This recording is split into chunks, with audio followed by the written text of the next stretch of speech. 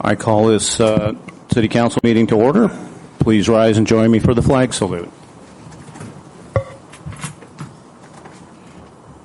I pledge allegiance to the flag of the United States of America and to the republic for which it stands, one nation under God, indivisible, with liberty and justice for all.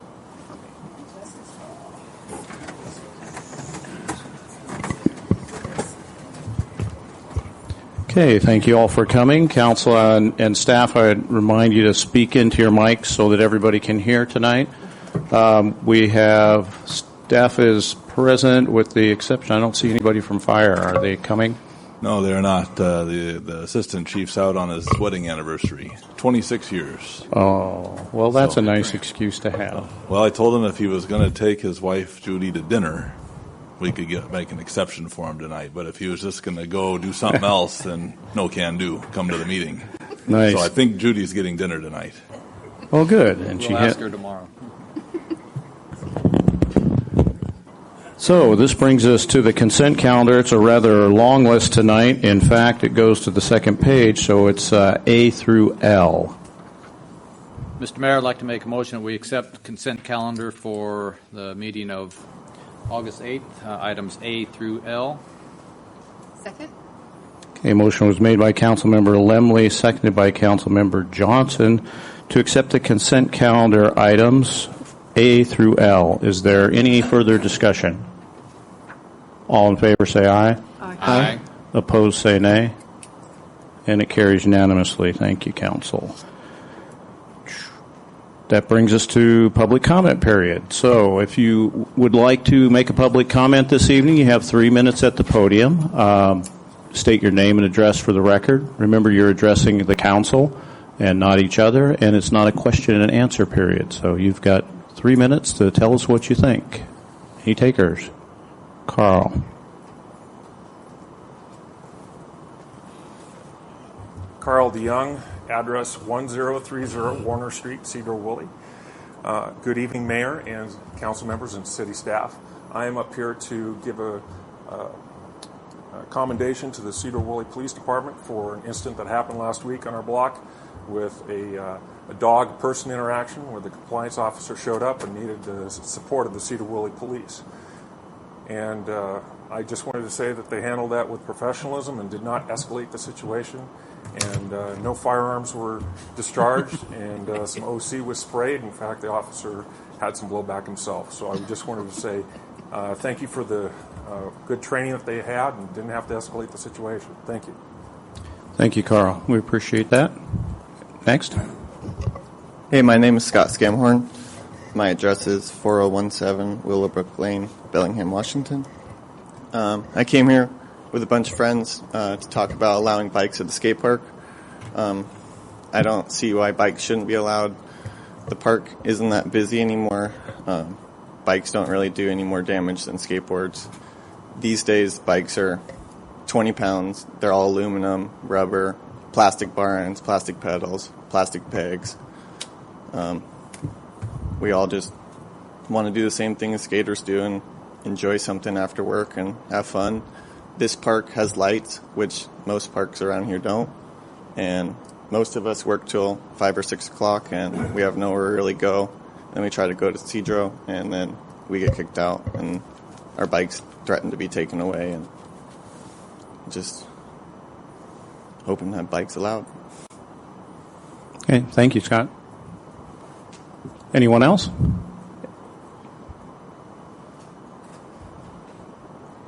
Hi, everybody. My name is Andrew Brown. I live at 3227 300th Street in Stanwood.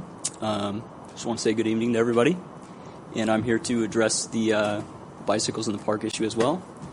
I got a young family at home, and when I was younger, BMX was a huge part of my life.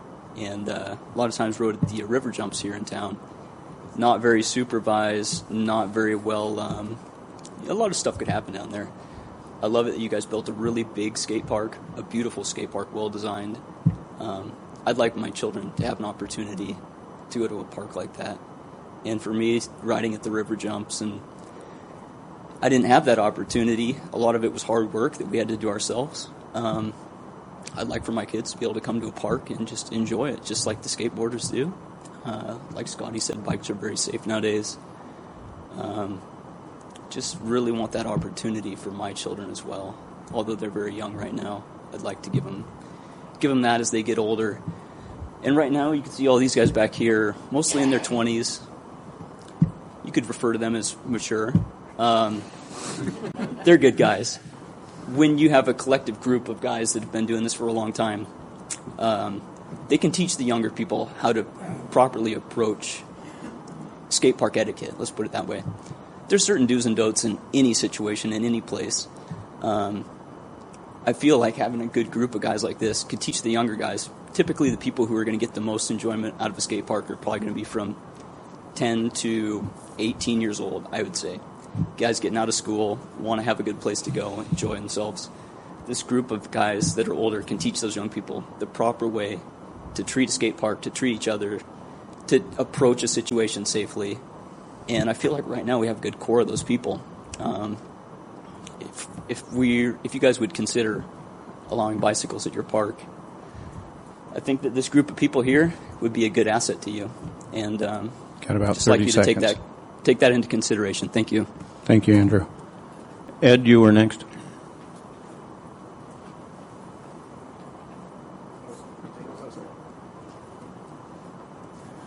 My name's Ed Kugel. I live at 501 Fidalgo Street. I wanted to congratulate all the city council candidates. I was encouraged to see the number of candidates and also the large audience that came to see the forum. I was impressed by the questions and the depth of knowledge of all the city affairs of the candidates. And everything was going great until the end, when somebody asked the question, if there was a choice between your conscience and the popular vote, how would you vote? And nearly every candidate chose the popular vote. And I get it, it was a political answer. No one wants to say they're going to ignore the voters. But we're a representative government, not a direct democracy. Our founders feared a direct democracy. They saw what happened in France after the revolution. The masses wanted revenge on the elites. Our founders were the elites of the society, and they wanted to ensure that the rights and the privileges that they created would not be reversed by future politicians and threaten their wealth and lives. They created an extremely conservative government in which three branches of equal power would ensure that no individual would become so powerful as to threaten our rights. The executive, legislative, and judicial branches balance each other, so if an individual does become too powerful to dominate our politics, the other two branches can rein in the offender. It was all designed to protect our Constitution and the Bill of Rights. It requires 2/3 of both houses of the legislature and ratification by 2/3 of the states to amend our Constitution. It's an extremely difficult feat that has only been accomplished 14 times in the last 200 years. This is your prime duty, to try and honor our founding fathers by passing laws that reflect our values. The Constitution and the Bill of Rights are our starting point. The only way you're going to be able to do that is by voting your conscience. I saw in a recent poll that atheists were the most untrusted group of people, even among atheists. This is, I believe, is because there's a question of their conscience. Do they believe the golden rule, as all major religions do, treat others like you want to be treated? Or do they believe the law of the jungle, might makes right? It is only with a conscience and some empathy that the laws will be passed. About 30 seconds, Ed. That don't benefit the majority, but laws that don't only benefit the majority, but also respect the rights of the minority. So you may find yourself in a situation that President Kennedy called a portrait of courage, in which you must choose to vote your conscience or vote with the majority, knowing that your conscience will cost you future elections. I advise you to vote your conscience, and history will record your decision. Thank you, Ed. Hey, Ed, save the date October 18th as the next candidate for him. Mr. Anderson. Good evening, Mr. Mayor. My name is Helge Anderson, 928 Beachley Road, and I'd like to thank Mayor Wagner and his tenant for those 2 kind letters in the newspaper this summer. We had never known so many good truths about ourselves before. That was an eye-opener. That made me actually start to consider bringing some money over from Sweden maybe and buy the newspaper so you can't spread any more of your crap and close the newspaper. Thank you very much. Thank you. I'd appreciate a little cleaner language. And next, please. Good evening. My name is Jake Clary. I'm one of the founders of Local 20 Tap Room here in Sedro-Woolley. We're located at 102 Woodworth Street. And I was hoping that the council would be willing to consider changing the current food truck law of the $1,000 a year permit. One of the things that we're doing to help support this community is offering the local menu, so we're not trying to discourage any of the other brick and mortar businesses or take business away from them. So we are going to continue to offer their menus and help promote their businesses. One of the things that we're doing as well is we have a TV screen in our tap room, and on the nights that it's only there, part of that local theme is just to play Seahawks, Sounders, and Mariners. On any other night, it's going to have its own advertisements going for all the local businesses, excuse me, so the other local restaurants, so that when other tourists or other people come to town, they see, that there's other things going on and other options, other places to go. One of the things with the food trucks is that the trucks that we're looking at offering here are of no competition really to the other restaurants. So we want to bring in a sushi truck, Drayton Harbor Oyster Company. They're out of Blaine. They want to come out and shuck oysters, have their mobile barbecue going. So it kind of offers something different and something that's not being currently offered here. And for those 2 examples of food trucks, they have a great following not only on social media, but just that people, wherever they park, people come from all over just to have their food. So it's going to bring a lot of new and excitement to the town. Other people wanting to come and check it out, coming from Bellingham or all the way from Blaine to have these trucks. And then for every person, so they bring a party of 4. There's going to be one person in that party that doesn't want to have sushi that night. So we'll have those menus to go to Liberty Bistro or to go to Little Thailand or any of the other number of restaurants here in town that they'll have that opportunity to bring that food. So and also you can bring whatever you want. You can bring your own food from home. You can bring your own snacks. There's no limit to that. So we're just hoping that with a reconsideration of the permit price and the fact that we would be containing the food truck on private property and giving them adequate facilities. About 30 seconds. So we'll have 88 bathrooms available for them and all the city utilities. So they'll be able to plug their trucks in, have water, and everything's coming from the city. We're a brick and mortar business that we've invested in, purchased the building, and are paying our property taxes as well as the impact fees here in Sedro-Woolley. So thank you for your consideration. Thank you, Jay. Yeah, we welcome you to town, and I think that the council is probably interested in considering your request, so we'll have some staff work to do. Dennis. As Dennis is on his way up, can we ask him when your projected opening date is? We're shooting for first part of September. I'm Dennis O'Neill, and I reside at 109 Telcott Street. And I, too, I hate to pick on the mayor up there, but I was sort of shocked that he put me in the same category as Mary Anderson in favor of not, Mary's changed her mind, too, a little bit. Maybe not changed her mind, but I think she saw early on that consolidation of the libraries made a lot of sense. I did, and I don't really know why I was quoted as being against the library consolidation, because that's not the truth, and I don't know where that came from. Maybe on the very early aspects of that 6 months ago, but I was in banking, and I know consolidation, and I know how it works, and I know we get a better facility at less cost in the short run and the long run. And so I do find exception to, I'm sorry, Keith, on your comments about me being pro-library and lumped in the same category with Wendy. And I thought that was pretty, I thought it was pretty low to, I can handle that. I can handle criticism just like Keith does, and we get over it. But I just couldn't believe that Wendy was roped into that too. And if anybody knows her, she's probably the most easygoing, mid-40s. I mean, I thought it was pretty hard on her to do that. And so I agree with Hegne about Mary's husband. I can't pronounce his name. I wish he'd change it to Bob. Anyway, I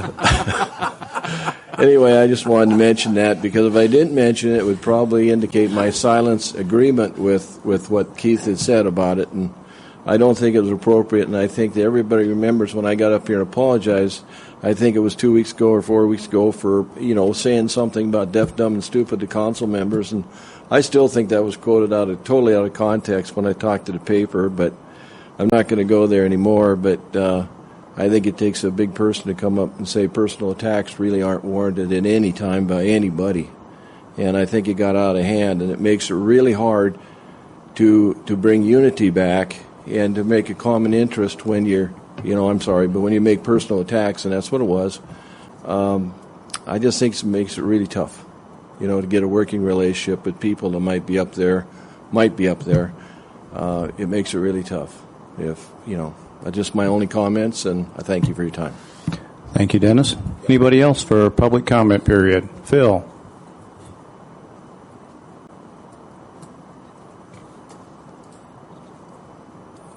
My name's Philip Murray. I live at 223 State Street. I have a business building there, and I'm proposing that you limit parking on State Street from Metcalf to Murdoch Street to 2 hours, because I have people that work around there that seem to want to park in front of the businesses all day long and sometimes all night long. There's people in apartments there that park all day and all night, and it really can affect the businesses around there.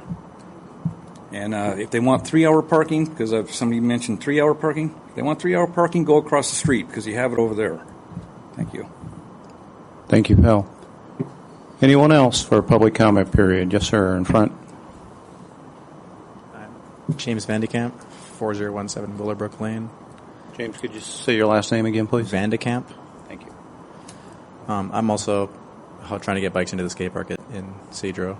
I just want to talk a little bit about the economic side of our sport. It's not really known too well, but parks like the one here are actually, people will travel quite a ways to ride them, which can bring money into the town as well. We came down from Bellingham to this meeting. We'll be here eating after we come down to ride, buying gas in town, that kind of stuff. Just wanted to touch on that aspect of us being able to ride the park as well. No comments from the seats, please. That's all. Thank you. Thank you. If you would like to comment, you can come up.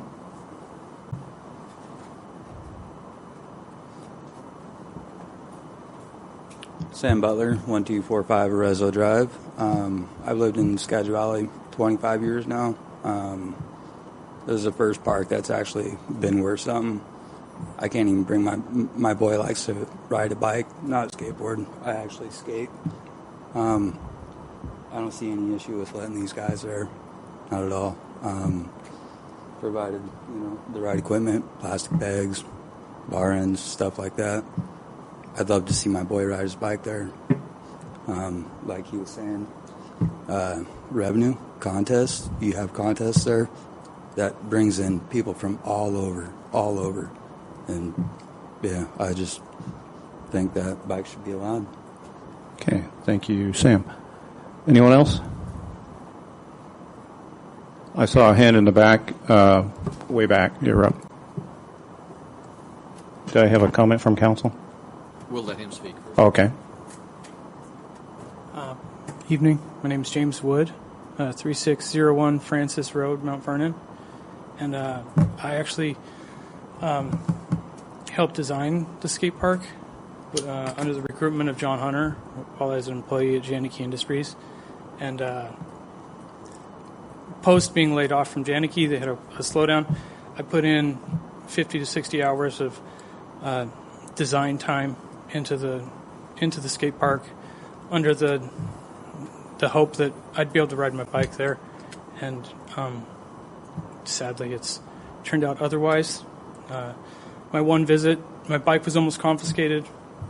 I guess it'd be nice to have access to the same park and the same facilities. So, thank you.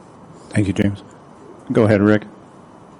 Would it be appropriate to ask questions of these gentlemen? You may, but if you don't mind, I'm glad to see you all here in a group for once instead of answering individual emails about how come I can't ride my bike in the park. So the reason is because the city didn't build the park. The Rotary and donors built the park, and that was a condition of the building of the park.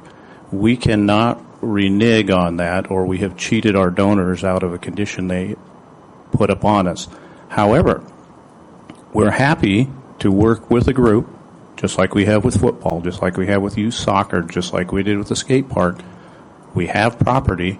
If you guys are serious about it and want to earn the money and help design it like James helped design it, come talk to us. We've got places. It won't be there. And I'll still have the police take your bike. But that's for skateboarders. It was built for skateboarders with a condition that it was going to be for skateboards only. You don't get to ask me questions. Rick.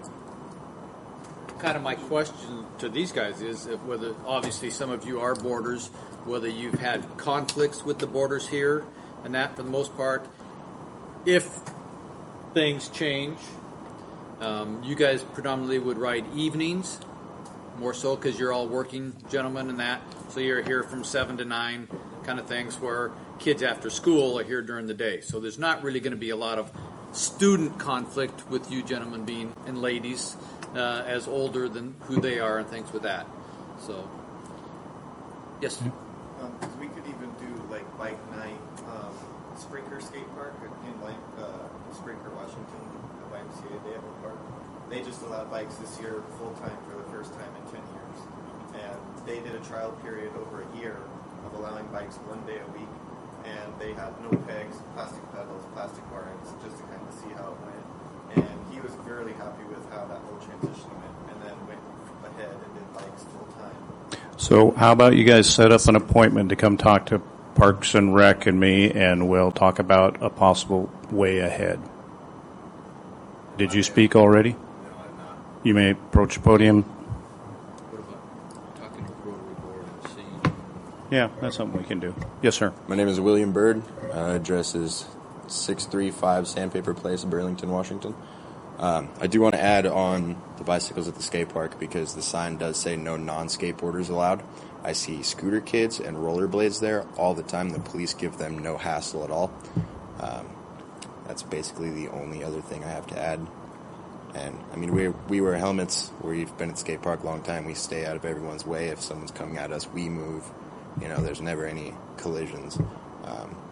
The little 6-year-olds on the scooters, running around throwing their scooters in the bowl, being down there. If a skateboarder comes around, drops in, they don't know they're there.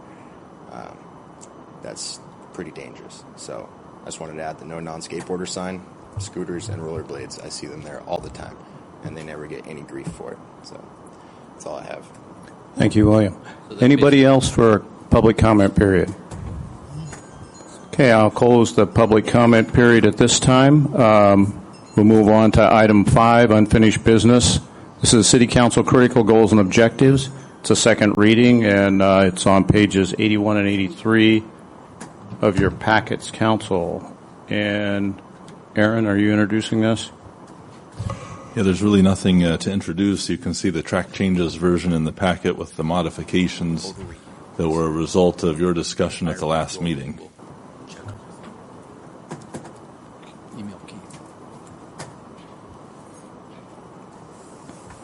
Any questions from council? Comments? First read. No, I believe this is a second reading, so we'll be looking for action tonight, if that's the council's pleasure. Go ahead, Jermaine. Under infrastructure investment, city streets. The bullet point that says adequately maintain city streets under infrastructure investments. I was just wondering if there was a better way to, it just seems really broad. Is there a better, I don't know if there's a better word to use to. I'm not quite sure how best to describe that. I mean, we know that we're falling behind on our regular road maintenance, so we're really doing our best to keep up with the resources that are available. Adequately maintain sounded better than attempt to maintain. I suppose. Okay, you got a good point.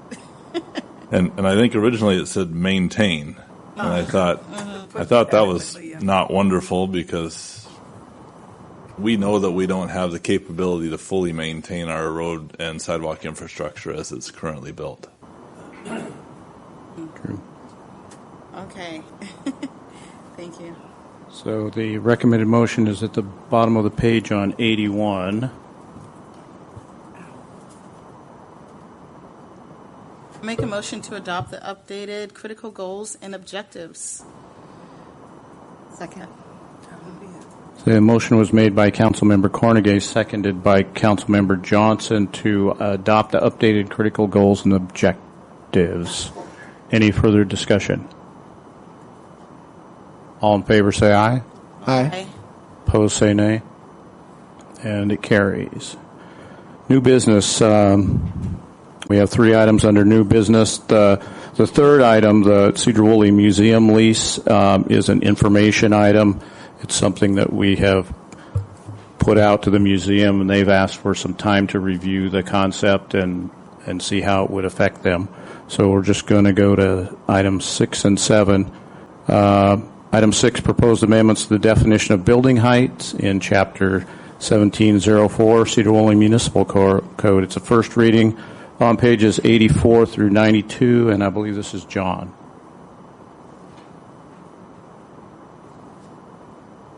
All right, good evening. We're planning department's always looking for ways to improve the code, and one thing that we was seeing recently is that a lot of buildings were being proposed 3 stories, and they were coming in just over the, in the residential zone, it'd be 35 feet. So they'd be just over 35 feet, and in order for them to look right, they kind of had to be 35 feet. Otherwise the developer would just lower the pitch of the roof a little bit, and then the building would look a little weird. So, to help, mostly to help developers come up with 3-story buildings that looked good, we thought about ways of helping that. And instead of raising the height of the building limits in town, what we realized, and we kind of knew this for a while, is our planning code says maximum height is to the peak of a roof. So we looked at the definition, and then in the building code, the International Building Code and the International Residential Code, it actually describes the height of a building is the average point between the peak of the roof and the lowest eave of the highest roof piece. So basically, if your roof goes 10 feet high, it would actually be measured at 5 feet down, that midpoint of the roof. So what we looked at, had the Planning Commission look at, is changing the planning code to also to have the same definition of building height as the building code. Therefore, we could allow buildings that are just a couple of feet higher without really changing all of our zoning code, or just make a small adjustment to our building code. And so that's what we've done. The Planning Commission made a recommendation to change the building code to change the planning definition of building height to be the midpoint between the peak and the eave. And that is the entirety of this change. Okay. Any questions? Is this a typical definition that's used elsewhere in the industry, or an international definition, or? Well, yeah, we borrowed the language from the International Building Code. Okay, thank you. Have we turned down building proposals because of that?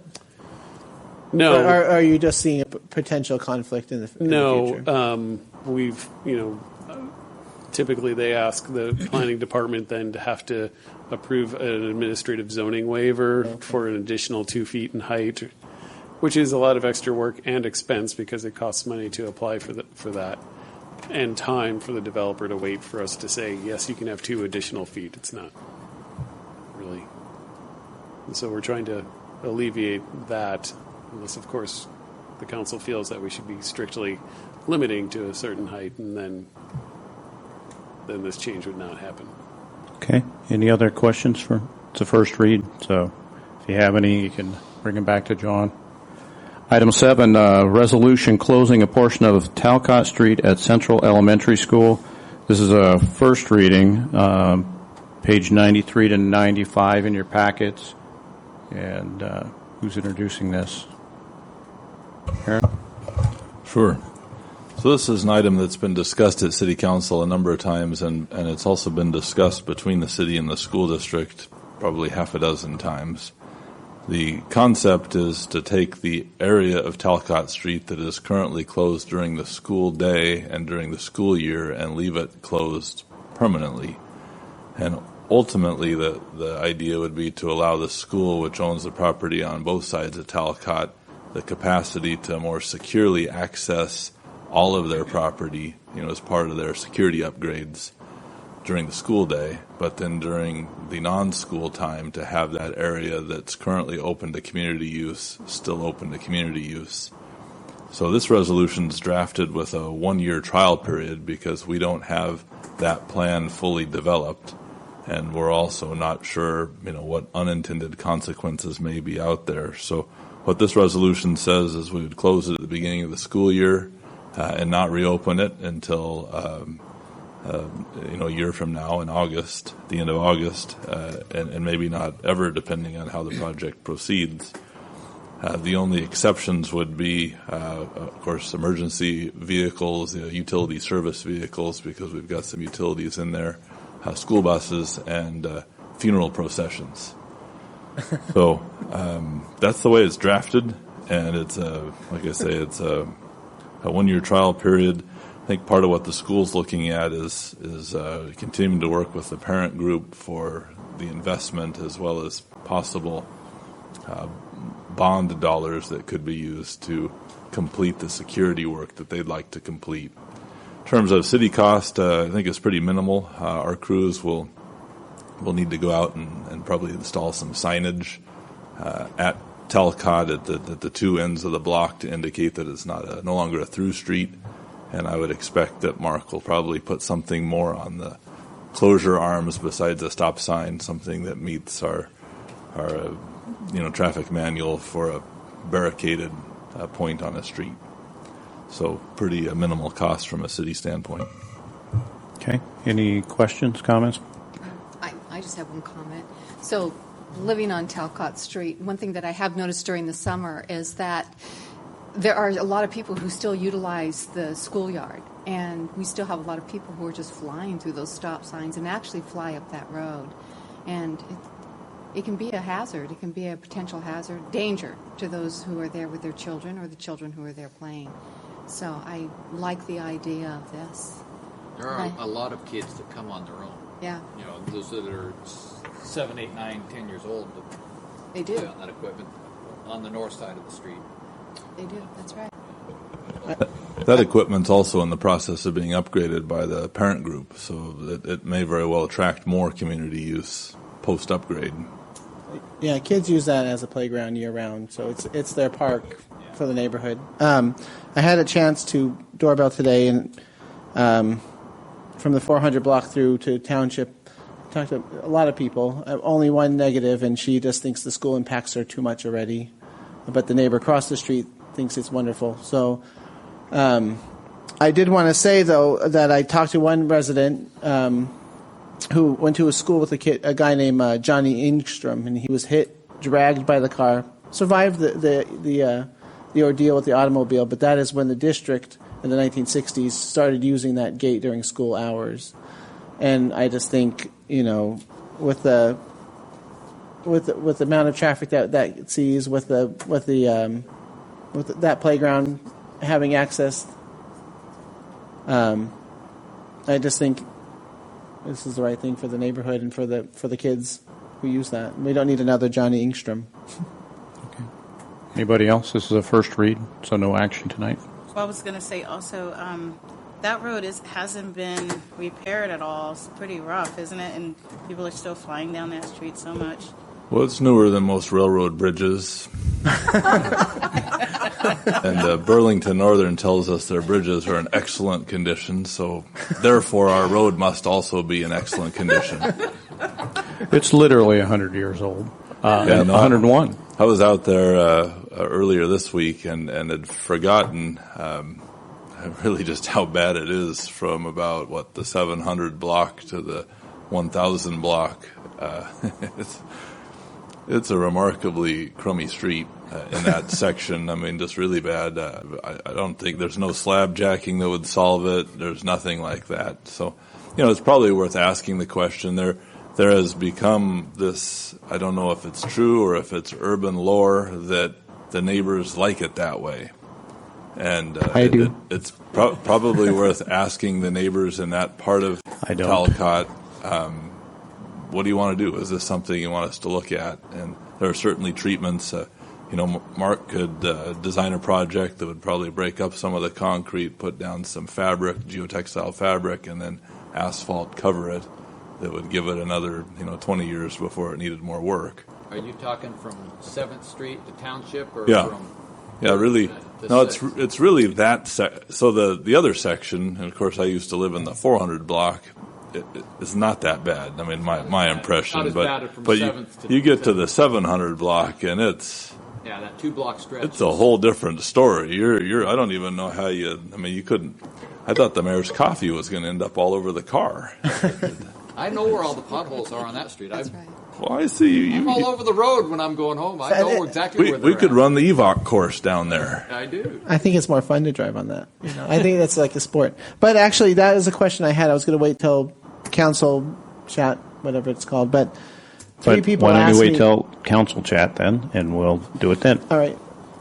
Thank you for your work. If there's anything else that addresses this resolution? Mr. Mayor, is there Yes, sir. it sounds like a lot of us are in consensus. Is there any opposition to making the proposition tonight rather than wait till second read, or do you want to leave it for public input or something with that too? Well, I always prefer to have 2 reads if we can, unless things are time pressing, but it's the council's decision. Okay. I do know that Mr. Berg and Mr. Mayor put in those 2 little words kind of on my benefit, but you can remove those from the appropriate ordinance. That I don't think it's going to happen in the next 20 years. We'll make some consideration for the school district when the time arises. Okay. Just one thing. Whereas the City Council finds that it is in the best interests of the school, I would use the word children rather than kids. You're saying school children? Yes. Point taken. We could go old school and go pupils. There we go. And then you could get rid of school. But all right, I'll do it. Okay, moving on to committee reports. Did we do not a first reading on the museum lease? No, the museum would like time to look at it, and it's just there as an informational item tonight. So we haven't talked to the council about the terms because it's a 2-way street. I just don't want to end up where they come back and they're happy and the council says no can do. So. Okay, well, why don't I have you introduce it then, and then council, if you have any questions. Sure. So the museum's current lease expires at the end of next month, and the reason it's on the agenda without having kind of completed the negotiation with the museum is twofold. One, it includes an element that the council hasn't discussed, which is the proposed option, and 2, I'd understood the museum was eager to have something in time for their anniversary, which is coming up here in about a week. So we tried to get it out so it could potentially be up to speed in time for that. Their current lease, the expiring lease, is a 25-year lease that had a $1 a year lease term. The city was responsible for the exterior envelope and I think some other things, but not including the facade. And then the museum was responsible for the rest of it. Over time, the museum's use of the space expanded. They also took on the utilities. The drafted lease that's in your packet is quite a bit different. It's a 5-year lease with one 5-year lease extension. During the first 5-year term, it includes a purchase option that would allow the museum to buy the building for $150,000, which is, of course, significantly less than the building's fair market value. However, their purchase option, if exercised, comes with some strings. Specifically, it would require that the building be operated as a museum, open to the public for a minimum of 1 day a week, defined as 6 hours, that any on-site parking would be allowed, public use would be allowed, and that the apartment space that the city renovated last year would be leased back to the city for 25 years at a $1 per year cost. So kind of mirroring the original lease terms with the museum. Reversionary clause? And all of that would be supported or enforced by a reversionary clause in the deed. So that allows the city to pull it back if the museum ceases to exist or attempts to sell it or change it. So that's the method by which the price can be reduced, is that the city is receiving a benefit from the museum's operation.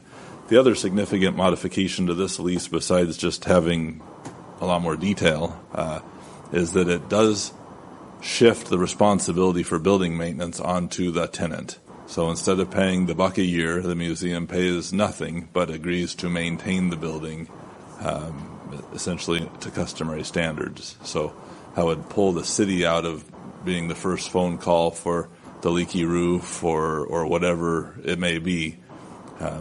That's been a fairly costly building over the years. This year, the costs are about $17,000, and that's something that would be, I think, very nice from a city perspective for a tenant that doesn't pay any rent to kind of take on that responsibility. And I think that may be one of the terms that the museum is currently mulling over.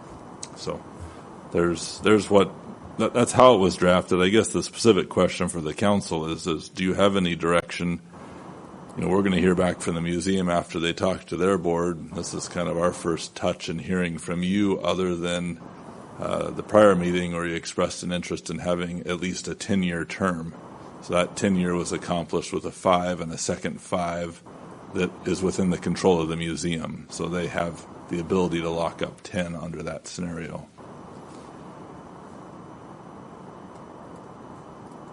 Okay, thank you, Aaron.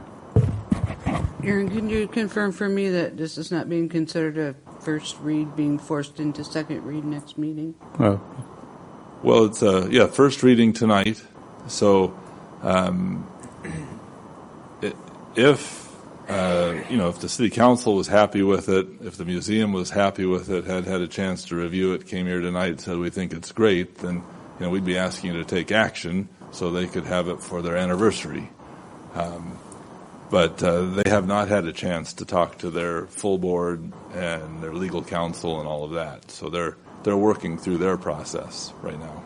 So it won't necessarily have to be a second read at the next meeting? Right, at this point it's a Unless we're proposal. Okay. No. Yeah, no, it could be totally different. Is that your question, is in terms of the form and format? Or? I don't want the museum to have to be rushed through it due to our council agenda. No. If they come back to us and say, hey, we haven't had a chance, we're good till the end of September under the current lease. So there's plenty of time. We could consider this at the September meeting rather than the 2nd August meeting, if need be. Thank you. Committee reports, Chief Tucker. Those that showed up for National Night Out this last weekend, we had a pretty successful turnout there at Bingham Park. Had a lot of folks come by, a lot of kids come by looking at cars and trucks and different booths. The sheriff's office brought their great big armored MRAP vehicle, which is really popular. That thing's a monster. And the fire trucks had the great big ladder set up. So I think it went well, and hopefully we'll build on that for years to come, and had a lot of fun. A little hot standing around for 4 or 5 hours talking to little kids in armor all day, but they sure got a kick out of it, and so did we. We had a good time. Katie was out there in her patrol car and just had a blast. She met tons of little girls who thought that was the greatest thing to see a female officer out there that really enjoyed and knew her stuff. We're plagued with vacations right now and military duties, so we're shorthanded. But hopefully, I'm going to be joining that group here by the end of the month. But we're just really running a minimal staff for August, which is pretty normal for us. And on a bright note, we're going to be interviewing candidates for open position on Monday, and we'll have oral boards set up on Monday. We have one. We've tried this before. We're doing a Skype interview for one of the subjects who's on the East Coast, who's looking to relocate. His wife's in the military and transferred to Whidbey, and he's looking for a job and would love to work for us. So that's kind of interesting. But we're going to be doing interviews all day long. If you stop by the office and want to take a peek in, we'll be upstairs in the Skagit room. Let me know if you'd like to come by and we can talk about it and kind of explain what the process is. Be happy to let you know. And that's all I have. Thank you, Chief. Can I ask a question? Go ahead. Now? The annual night out, I talked to Sally, I guess, who was kind of she claims it was her idea and everything. But that's not what she was envisioning from what she was saying. And I do remember it's kind of like a neighborhood thing more than a one location thing, and they kind of move around.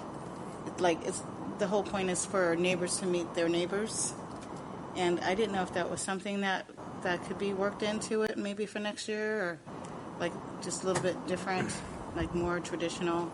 And that's what my idea was, little neighborhoods, barbecues, and that kind of thing. But we're kind of testing the waters, see how this works, and we were really participants. We got asked to show up, and we did. And it would be kind of hard to do that from us directed. That have to be directed by somebody else, I think. And we really don't have a mechanism for doing that. I love that idea. I think that's a great idea. But doable, I don't know. There was like two other things going on that night too.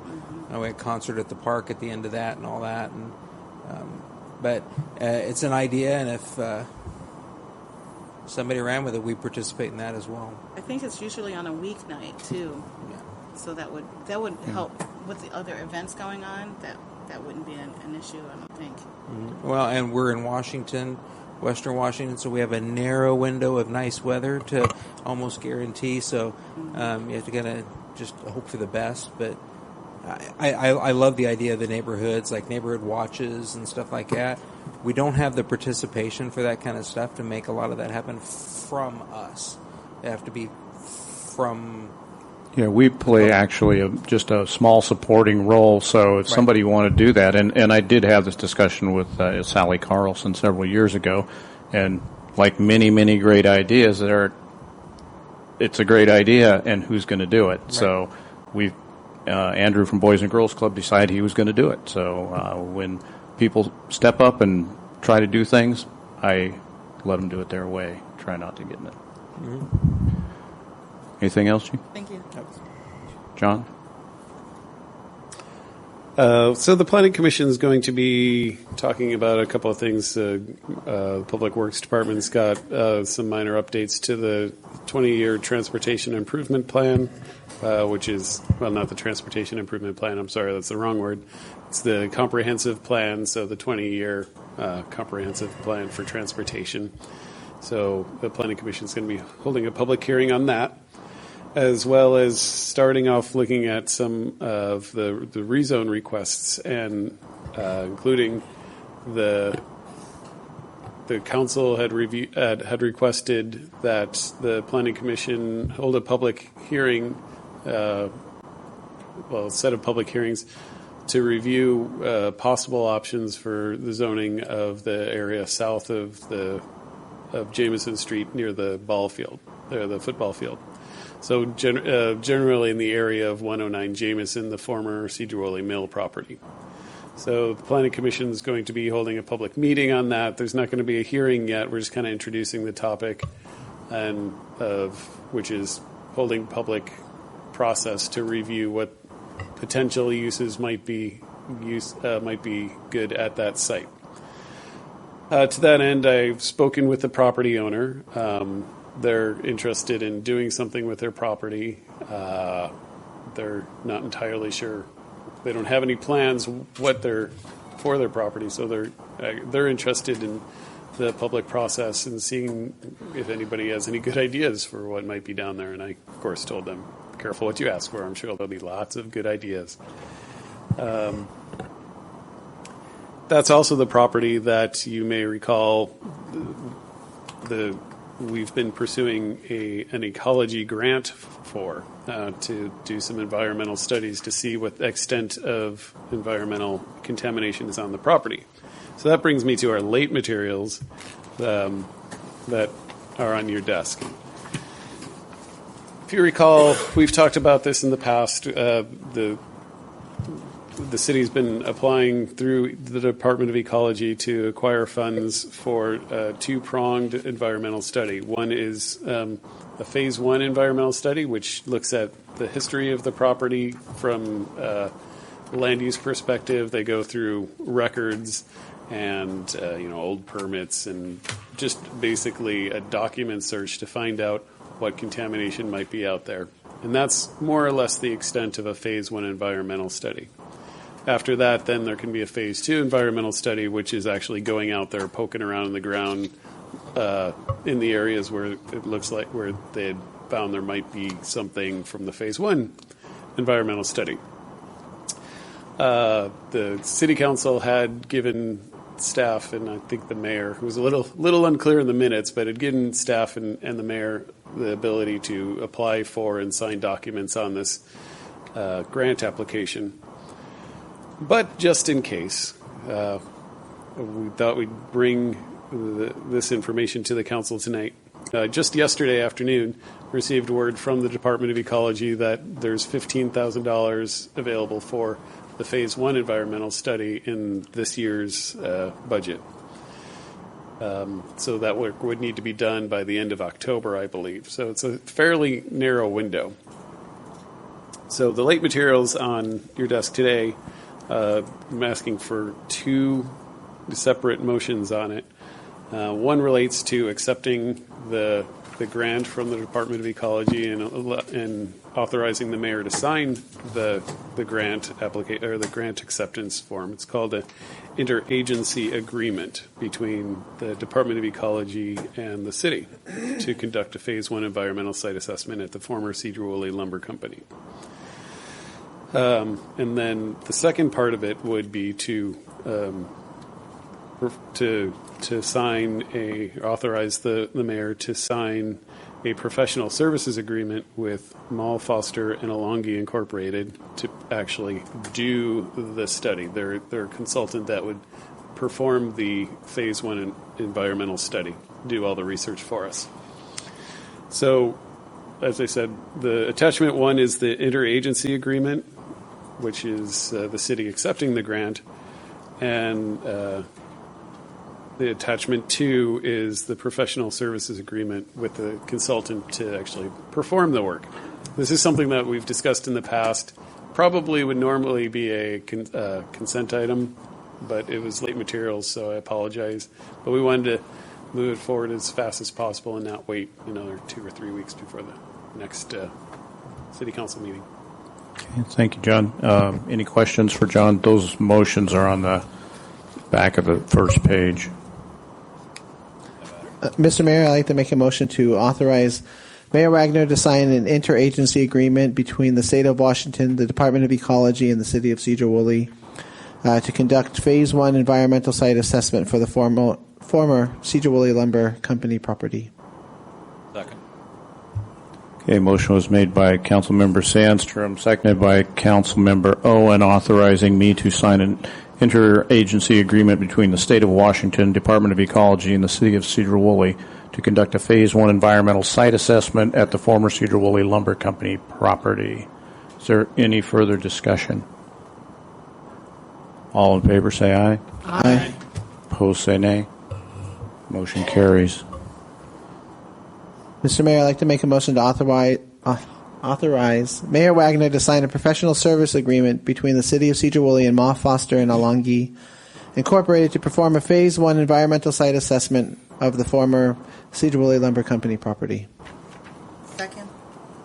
A motion was made by Councilmember Sandstrom, seconded by Councilmember Cornegay, authorizing the mayor to sign a professional services agreement between the City of Sedro-Woolley and Mal Foster Alongi Incorporate to perform a Phase 1 environmental site assessment survey at the former Sedro-Woolley Lumber Company property.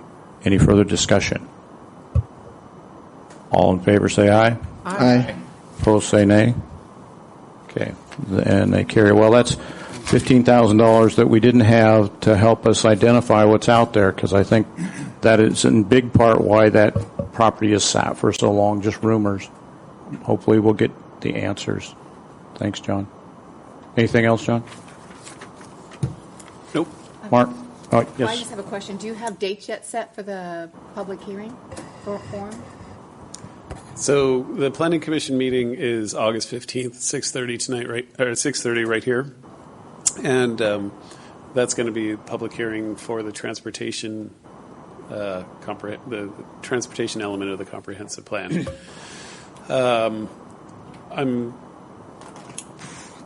We'll see what the Planning Commission wants to do as far as looking at the evaluation of the zoning of the 109 Jameson property. Supposedly, likely going to be September, I think it's 20th. It's the third Tuesday in September, again at 6:30 in the evening, is the likely time that we're going to have the public hearing on that. I'm checking my calendar right now. It's the 19th, I apologize. September 19th will be the Planning Commission meeting. It's likely that there'll be the public hearing for that at that date, but we'll see how it goes. See what the property owner wants to do. They're interested in the process, like I said, and they're going to be active in it. Thank you, John. Mark? Thank you, Mayor. A couple of things. The Cascade Trail project is moving along well. They paved most of the driveways and up to the curbs today and yesterday, and should finish all of the work in the next couple of weeks. So the project is going to finish maybe 2 or 3 weeks early. Both the crack seal and the emergency pavement repair projects are complete, and we've got the final bills, and they're slightly under our revised estimates for those, so they came out well. You awarded tonight the CIPP sewer liner project, and that work should start in the next couple of weeks. But one of the lines goes under State Street School, so we'll do that first thing, get that done before school starts on September the 5th. I wanted to make you aware, we've had a project that both John and David Lee have been tracking, development, a 67-lot subdivision north of Jones Road and west of the trestle. That project requires extension of our sewer main that's in Jones Road, about 900 feet from Garden of Eden Road to the east to the entrance to that subdivision. That contractor, we had the pre-construction conference for that today, and they're going to start next week. And so you may hear some of that from your constituents.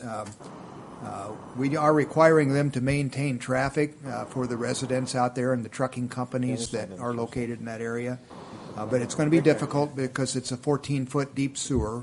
Those are always challenges, and that's pretty sandy soil out there, so there's going to be some issues. We anticipate. We'll keep a close eye on things and make sure that they continue to provide access for emergency vehicles and buses and those kind of things, as they will be working after school starts. It's about a 40 working day, about a month and a half project to complete that. They are redesigning the subdivision itself. They had approval to go ahead with that, but they have gotten some feedback from realtors that their design was not real attractive, and so they're redoing that, but they plan to move ahead with the rest of that sometime in the next number of months as well. Beyond that, our city public work operations crew will start their asphalt overlay project on the 18th. Includes the end of Jameson where Harold lives, and a few other streets. And we're still trying to get a firm county schedule from Skagit County. It was going to be next Friday, but it's looking like it might be a couple of weeks yet before they do the chip seal work. But all of that should be happening yet in August, and we'll get all these paving projects wrapped up for the year. You probably noticed in the grant approval that you approved tonight with the consent calendar that we are going to be the recipients, assuming they approve the grant, of a $50,000 capacity grant. It's a program that we've received. I think this is the fourth round of that. Legislature provides money to support our efforts to meet the stormwater permit requirements for the city. So we're glad to see that. I didn't really see that coming, but that's a good outcome for us. So that's all I had, Mayor. Thank you. Any questions from Aaron? Yeah. Alibi? No, well, I guess my question is, today building or doorbelling, I've talked to a lot of people on Talcott on the end that's the crummy mist part, I guess, the 700 block.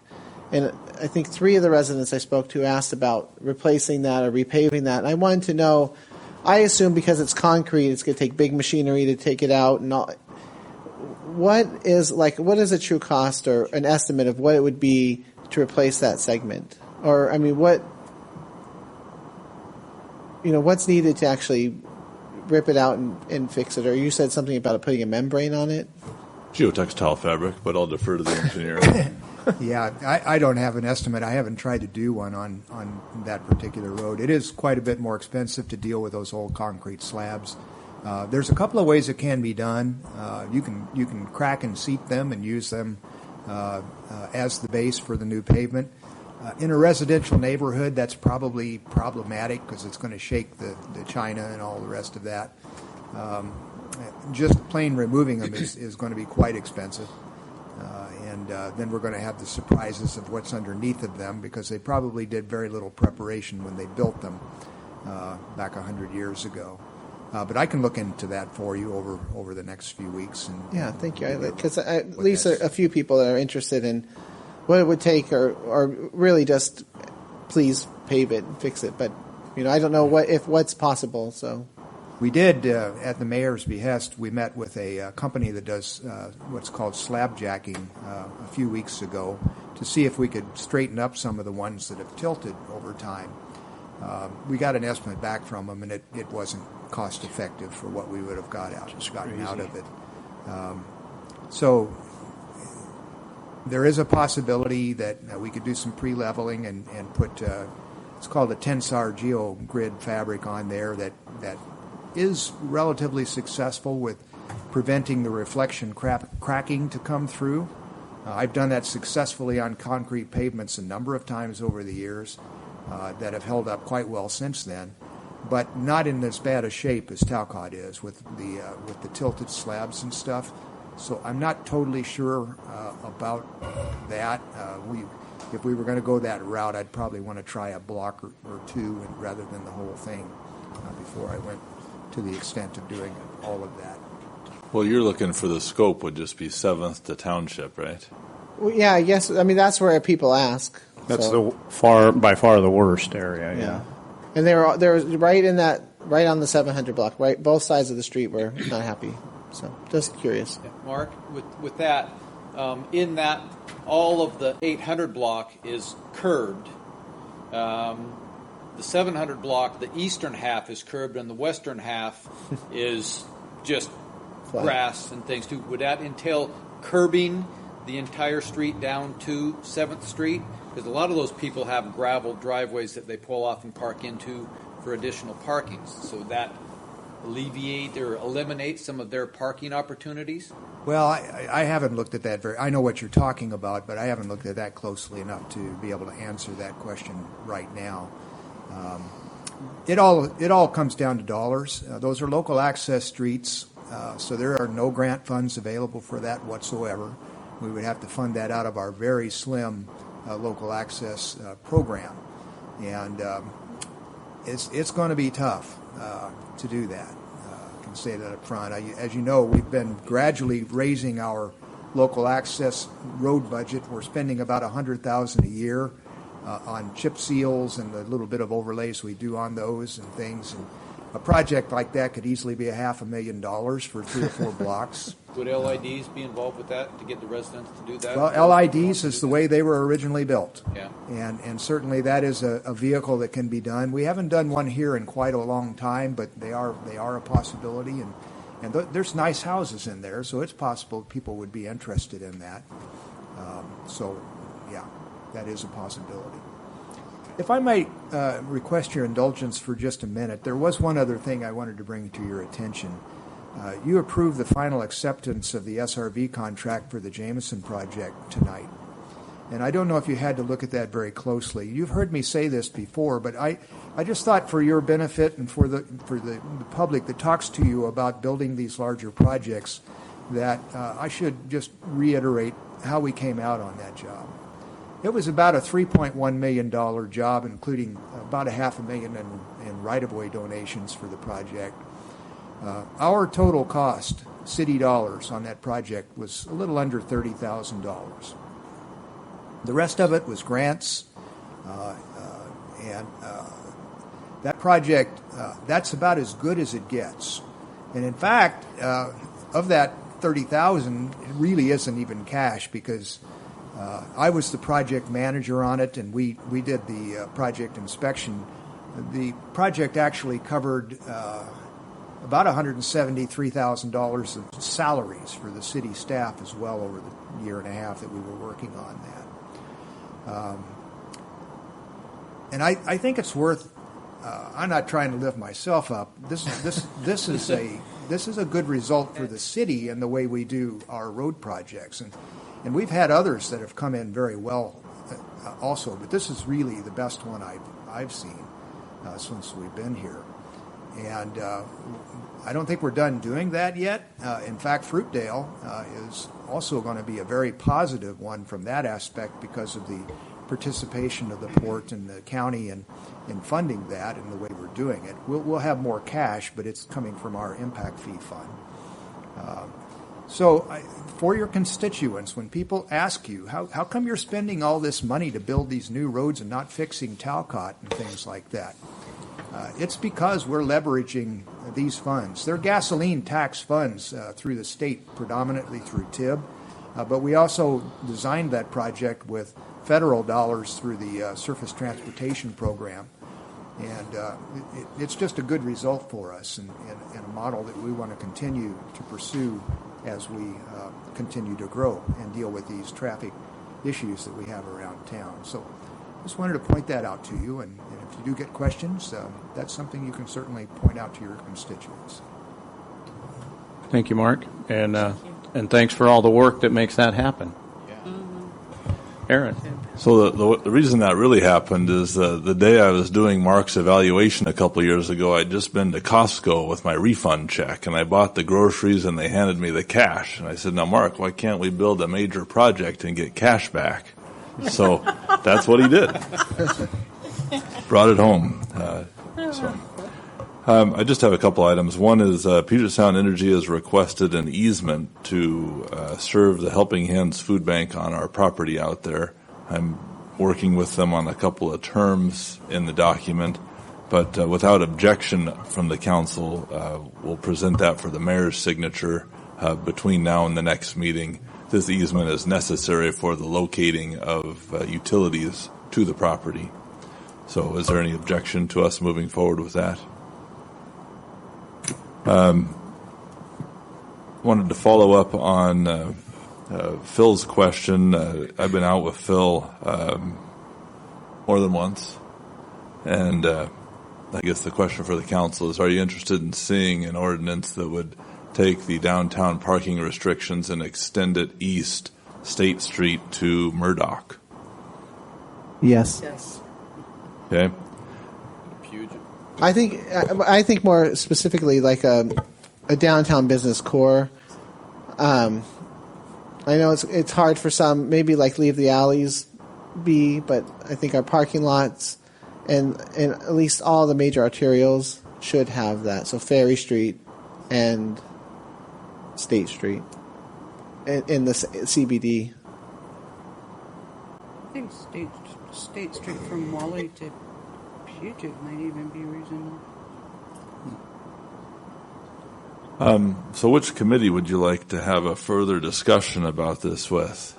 To sort of refine it, or? Good question. I mean, I'll write whatever you want, but it sounds like there's interest in maybe doing a little more analysis on it. Would this be a business development committee? I would agree with that. Okay, and then would that also be the committee you'd like to take the request that we heard from Jake tonight, too? All right. Well, then we'll get that scheduled as soon as we can to get both those moving towards a resolution for the city council. What's your time frame? Is fairly soon. Sounds like maybe in the next month. Yeah. Okay. Just wanted to call your attention to tomorrow's city council meeting. Yes. Don't forget, 10:30 a.m. the Skagit County Commissioners Hearing Room. That will be our joint meeting with the Skagit County Commissioners and the Port of Skagit Commissioners to receive the award from the governor's office and get an update on the Swift Center. And of course, I don't know, oftentimes they put meetings there on camera, so you want to not wear bright polka dots, or maybe you do. So we'll see you there in the morning. That's all I've got tonight. Aaron, do we know if the governor is going to be there himself? No. He's not. Okay. No, this will be coming from, I think, Department of Commerce.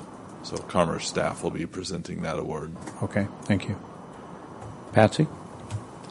On Monday, the budget call for 2018 will go out to department heads and give them instructions on how to do this year's budget and when the deadlines are. I received a call from Team Bellingham of the State Auditor's Office, and they will be here for the annual audit on October 9th. It will probably be just about a week. It's a financial statement audit only, so it will be relatively short in duration. And they will individually be contacting all the council members to let you know the exact date and time, and if you have any specific items you would like looked at, how you communicate that to them. Any questions? Okay, thank you. Judith? I wanted him to repeat what the date is for the next debate. October 18th. I think that's the third Wednesday of October. It is. Candidates Forum? Yeah. And you'll get a notice in your utility mailing at the 1st of October. So we'll get those out there. Okay. Anything else, Jude? No. Jermaine? I just wanted, we'll have another council meeting before, but today's the deadline for if you wanted to volunteer for the Project Homeless Connect that we do annually at the Skagit Valley College. And you just have to go onto their website. I mean, they do everything from haircuts to helping folks find jobs and housing, and I'll be there doing some pet grooming. They do all kinds of stuff for, just the one day. The event is August 25th. It starts at 9 o'clock in the morning, goes till 2 p.m. It's right in the parking lot, right outside of where the McIntyre Hall is. And I know in 2014, that was the first year I did it, and they served 1,300, almost 1,400 people that day. And after the fact, I realized that our veterans didn't know about that, so I thought I'd make the announcement so that our local veterans will know about this. Anyway, that's it. Today's the deadline if you wanted to volunteer your time for that. And the thing is, like I said, August 25th. Thanks. Thank you, Jermaine. Brenda? Okay, Chief Tucker, I wanted to ask about the active shooter drill at the high school. The date on that again is the 21st, is that right? Let me look for sure. I should know. Sergeant McElroy just told me, and it's was.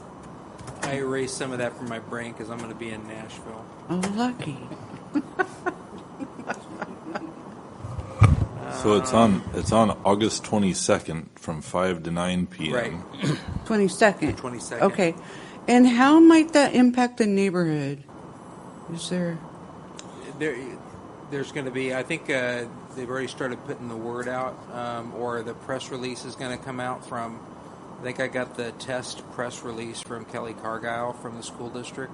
Okay. About just emergency vehicles in the area.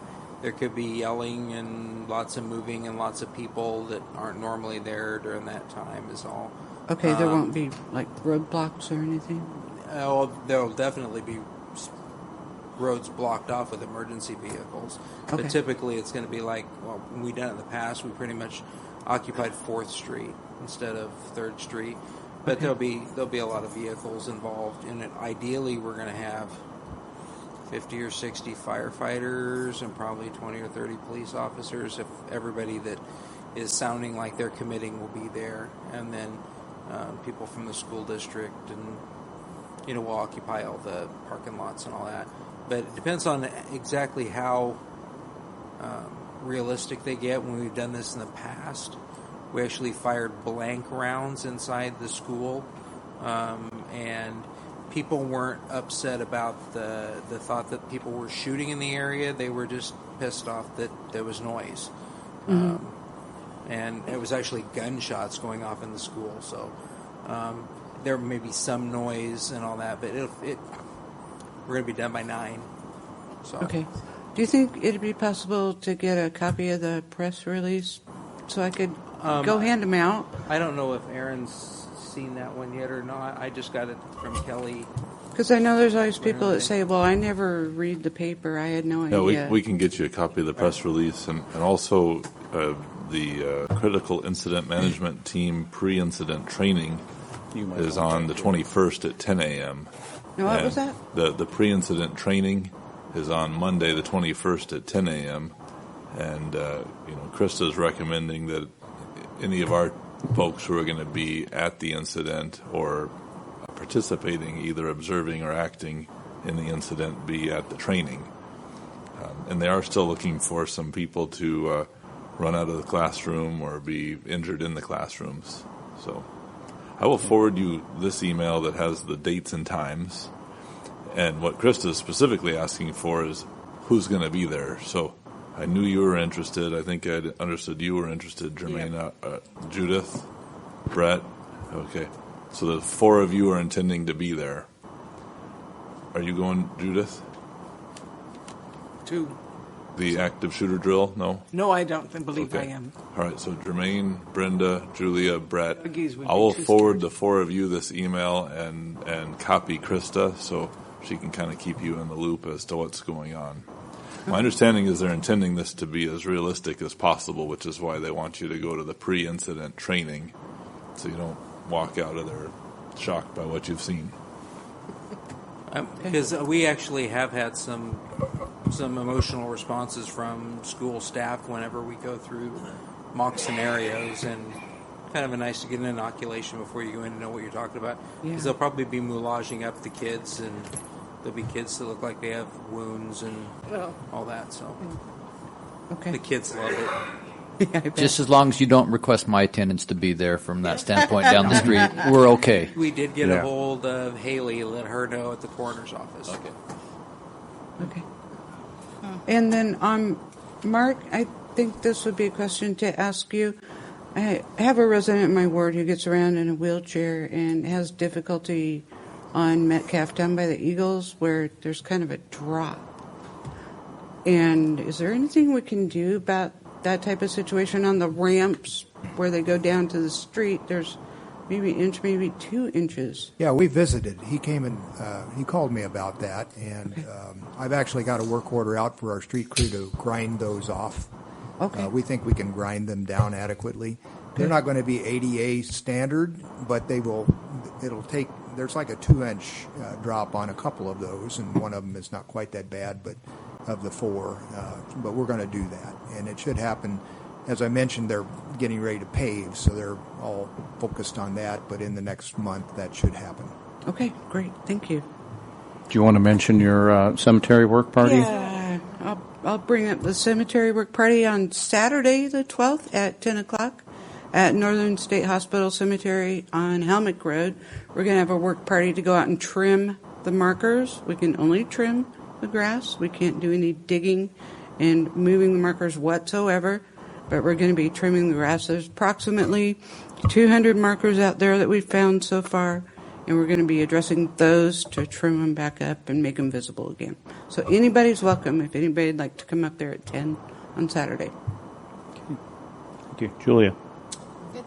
Chuck? Rick? Yeah. On Saturday afternoon, we are having a memorial service for probably the lady that knows more people in this town than anybody else, Bev Nelson. She's who we call the ticket lady. She has taken tickets from everybody in this town numerous times. She's been doing it for over 40 years at football, basketball, wrestling, volleyball games. She passed away last week.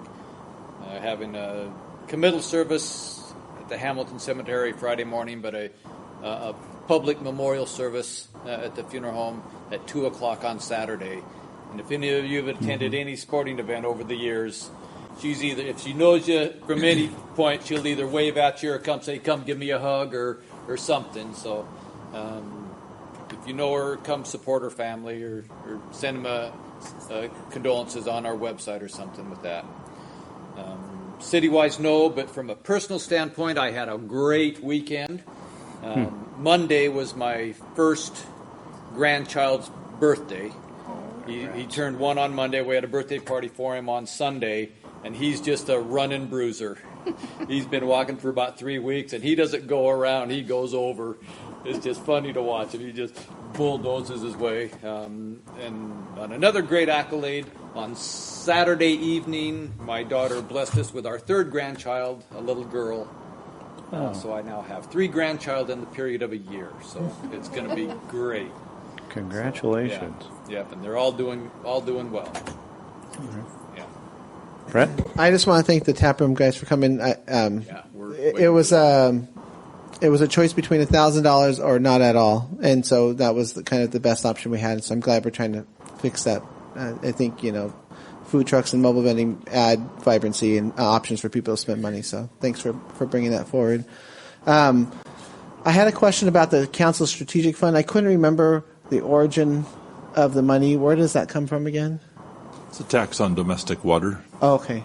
And then last, someone asked me about how the city can kind of salvage the food forest. I know there's 2 parties are negotiating what happens to that, but is there anything, not on necessarily behalf of the Food Forest Association, but the idea and the plants that are already in the ground, what can the city do to kind of help that? Well, I think right now we're just trying to help them mend their fences. It's not really our business, but give it some time and see if calmness prevails and it gets back to work. I don't know. Do you have a better way to say that? It's not really us anymore. I'm attempting to engage in shuttle diplomacy. I think the city could play a role because the city does still own the property, and I've suggested one potential path that is acceptable to the food forest, but I haven't heard if it would be acceptable to the food bank. My concern, of course, is timing with the trees out there and whether they're being watered or not. It's not, what I told both parties was, let's take a deep breath, and we, the city, want to see both of these be vibrant and successful and working together. So whatever the city can do to help, we're standing by to help. And I'll remind them that I've had conversations yet this week, and we're in the stage of diplomacy where we're waiting for the food bank to let us know what they're thinking. Thank you. Anything else, Brent? No. Okay, my turn, I guess. First of all, I saw 2 things on social media that I wonder about. There was a large tree that fell somewhere in the area of the school. Does anyone know about that? Gigantic. Isn't that the one we drove by? I must have been drinking my coffee. No, it was on the corner of Jameson and 4th. Huh. Oh, was that? That You must have had wasn't you and another me. date, not was me. That was the chief and I. Yeah, Jameson and 4th. So what's the status of that thing? Anybody know? He wants the firewood. Well, I want to make sure it doesn't hurt somebody coming down the rest of the way. All right, yeah, we better take a look at that. The city crew had coned it off, and the property owner was assessing it when the chief and I drove by. Yes, it's in the right of way, and it's a big one. Secondly, on social media, I saw somebody asking about roosters, and I did not know the answer. Were they under ordinance? Do we allow them in large areas or no areas? No, roosters are prohibited. Okay, well, I can answer that one then. And also commonly located throughout the city. Yes, but as you well know, we are complaint-driven enforcers. So National Night Out was a huge success, as the chief already talked about. I thought that came together really nicely, considering the short amount of lead time. Are you guys going to talk over me? Thank you. The concert had even more people than last week, which was huge the first week, so it's really kicked off. It's great for the community. I appreciate everybody who worked on that. We've got the fire danger going on, so everybody be careful out there. And for our staff, make sure our outside workers are staying hydrated. We have got to go into executive here under RCW 4230.110, subparagraph 1B, under the topic of lease or purchase of real estate when disclosure would increase the price. Don't really anticipate any action. You're all welcome to stay if you like, but we'll be in there about 15 minutes. If we don't see you when you come out, thank you all for coming. So we'll go into executive at 8:27.